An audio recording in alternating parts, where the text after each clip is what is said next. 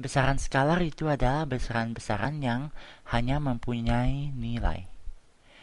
Sedangkan besaran vektor adalah besaran-besaran yang mempunyai nilai dan juga arah.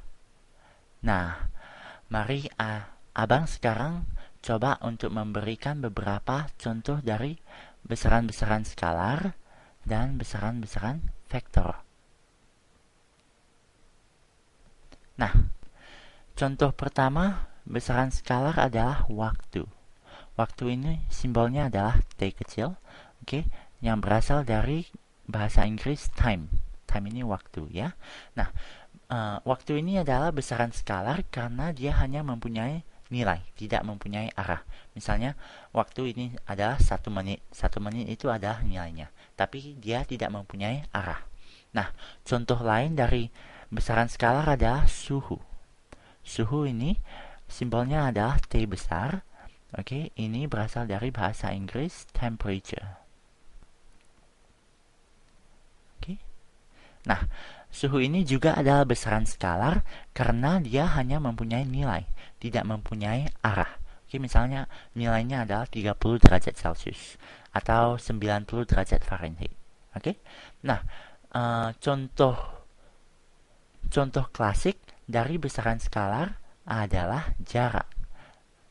Nah, adik pasti pernah mendengar istilah ini kan? Jarak ini simbolnya adalah S kecil, ya. Abang kurang tahu bahasa Inggrisnya apa. Tapi kalau kita beri arah pada jarak, ya, kita mendapat sebuah besaran vektor. Oke, besaran vektor ini istilahnya adalah perpindahan. Nah, perpindahan ini definisinya apa? Perpindahan ini adalah berapa jauh sebuah objek itu berpindah dari titik awalnya. Oke, dari titik awalnya. Simbol dari perpindahan itu tidak lain sama dengan simbol jarak S, tapi bedanya adalah kita taruh sebuah tanda panah di atasnya untuk menunjukkan bahwa ini adalah besaran vektor. Oke, nah jadi ini tanda panah ini menunjukkan bahwa besaran vektor ini mempunyai arah. Oke, nah abang ada dua hal yang perlu abang klarifikasi. Yang pertama adalah untuk adik-adik SMP, mungkin guru adik tidak membedakan penggunaan jarak atau perpindahan, penggunaan besaran vektor dan besaran skalar, ya. Kalau begitu, adik cuma perlu tahu di sini bahwa skalar dan vektor itu sebenarnya berbeda. Oke, ini akan adik pelajari lebih lanjut sewaktu adik naik ke kelas SMA. Oke, nah hal yang kedua yang perlu abang klarifikasi adalah kadang-kadang perpindahan ini ditulis sebagai dengan simbol delta S. Oke, delta di sini definisinya adalah perubahan. Oke, delta di sini menunjukkan perubahan. Oke, tanda segitiga ini adalah delta. Oke, jadi simbol ini masuk akal, ini maksudnya adalah perubahan dari jarak. Oke, perubahan dari jarak itu adalah perpindahan. Berapa jauhnya sebuah objek itu berpindah dari titik awalnya. Nah, sekarang adik mungkin bertanya ya, kenapa kita harus belajar tentang kedua besaran ini, besaran skalar dan besaran vektor? Apakah ini akan membantu adik?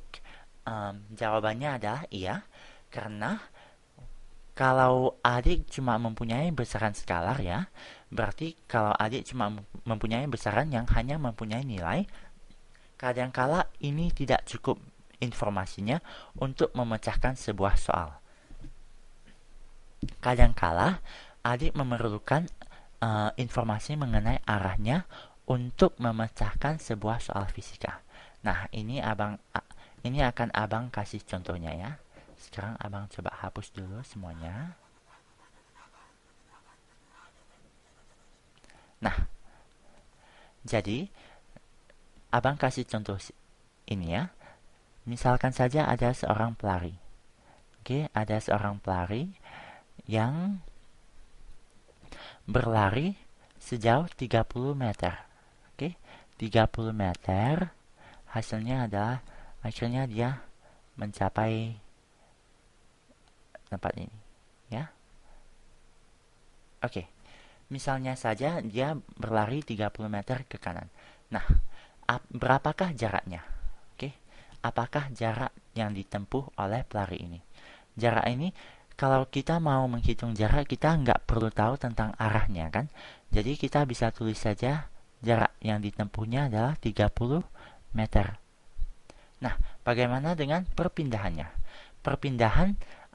Perpindahannya di sini adalah 30 meter, tapi kita juga harus menulis arahnya.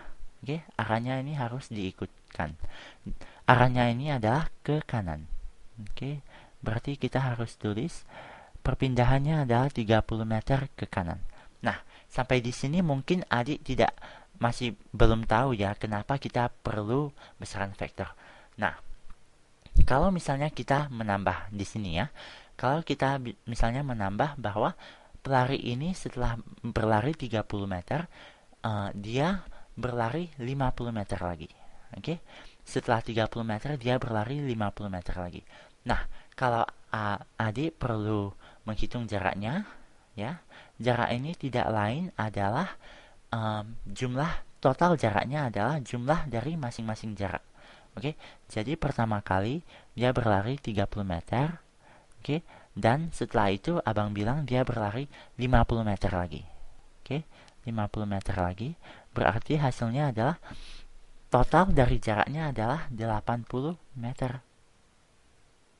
Nah, bagaimana dengan perpindahannya? Perpindahannya ini kita pertama-tama harus mengetahui apakah arah dari arah larian dari pelari ini saat dia berlari 50 meter. Nah, kalau dia berlari ke kanan dibandingkan dengan berlari ke kiri, ini hasil dari perpindahannya akan berbeda. Nah, misalkan saja kita bilang dia telah berlari ke kiri sepanjang 50 meter. Oke, maka hasilnya adalah sekarang dia di sini. Ya. Sekarang dia di sini. Dan sekarang perbedaan jaraknya ini adalah 20 meter di sini. Berarti 50 kurang 30 hasilnya ada 20 meter. Ya. Nah, berarti perpindahannya ini berapa? Perpindahannya ini adalah 20 meter dari titik awalnya. Berarti ini adalah 20 meter ke kiri. Oke.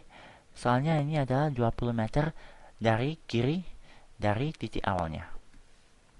Nah, kalau kita sekarang mau mencoba untuk memasukkan rumus ini ke dalam sebuah rumus fisika ya. Nah, ini akan agak susah kan untuk memasukkan arah ini ke dalam rumus fisika.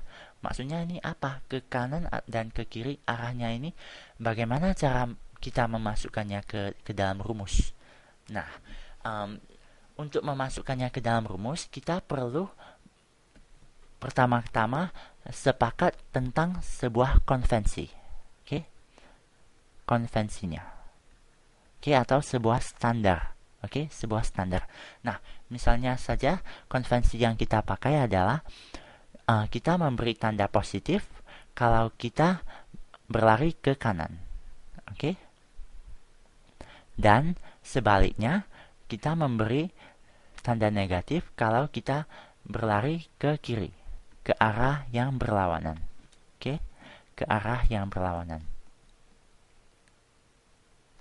Jadi, kalau kita memakai konvensi ini, nah, kalau kita menghitung balik perpindahan dari pelari ini, oke, perpindahannya delta S dengan tanda panah sama dengan apa? Kita bisa menghitungnya sama dengan cara kita menghitung jarak di sini. Oke, berarti kita bisa menghitung perpindahan dengan menjumlahkan masing-masing perpindahannya. Nah, perpindahan pertamanya adalah 30 meter ke kanan. Oke, ke kanan konvensi kita adalah positif. Jadi kita taruh di sini positif 30 meter. Nah, perpindahan kedua kita adalah 50 meter ke kiri. Oke, 50 meter ke kiri itu adalah apa? Ke kiri ini konvensinya adalah negatif. Jadi kita harus taruh di sini negatif 50 meter. Nah, sekarang hasilnya adalah 30 meter kurang 50 meter sama dengan minus 20 meter. Nah, di sini di jawaban ini ada dua komponen dari perpindahannya. Yang pertama adalah nilainya. Nilainya adalah 20 meter. Ya. Dan komponen yang kedua adalah arahnya. Arahnya ini ditunjukkan oleh tanda yang kita punya di sini. Oke, tanda di sini adalah negatif, berarti menurut konvensi kita dia ada arahnya ini adalah ke kiri. Berarti perpindahannya ini adalah 20 meter ke kiri. Tidak lain adalah perpindahan yang kita dapat di sini. Nah, dengan ini abang berharap adik telah bisa membedakan antara besaran skalar dan besaran vektor dan tahu mengapa kita perlu untuk mendefinisikan kedua-duanya.